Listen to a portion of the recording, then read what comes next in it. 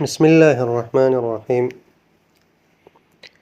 دوستانو، نن درته یو طریقه ښیم چې څنګه موبایل به ډارک موډ ته اړوو.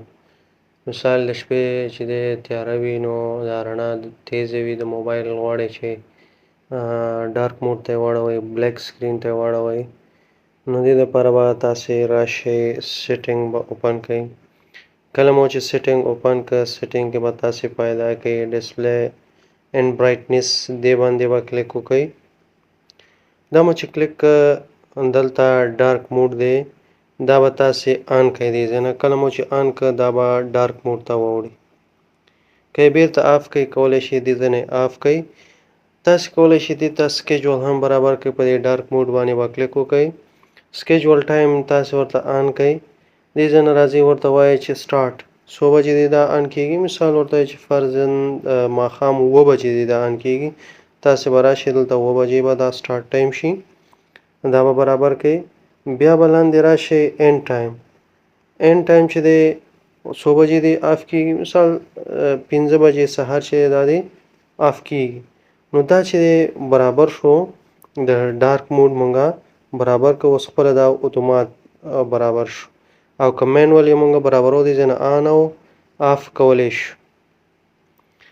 بله طریقه دا هم شته، تاسې کولی شئ چې راشئ بره نوټیفیکیشن کومه ایریا چې ده دې کې لاندې راشئ، او په دې کې هم ډارک موډ شته. تاسې دې باندې کلیک وکړئ. دې ځای نه هم کولی شئ چې اتومات تاسې تغییر کړئ. بیا راځئ بیرته یې چینجوئ، دې ځای نه ډارک موډ باندې کلیک وکړئ، بیرته به چینج شي. بله خبره چې ده د آی کمفرټ ده.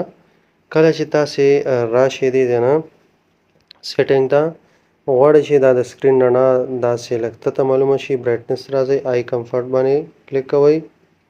دې باندې چې کلیک کوئ ګورئ د سکرین رڼا داسې لږ ته شو کوي. که چېرته دا آن کوئ دې ځای نه نو دا سکرین رڼا به ته شي، او که آف یې کړئ بیرته به رڼا خپل حالت ته راشي. دې کې هم تاسې کولی شئ چې آی کمفرټ باندې کلیک وکړئ او سکیجول ټایم ورته برابر کړئ. سټارټ ټایم مثال زه غواړم دې کې هم چې دی 7 بجې ماښام دې آن کېږي، ټمارو سبا سهار 5 بجو پورې دی دا وي.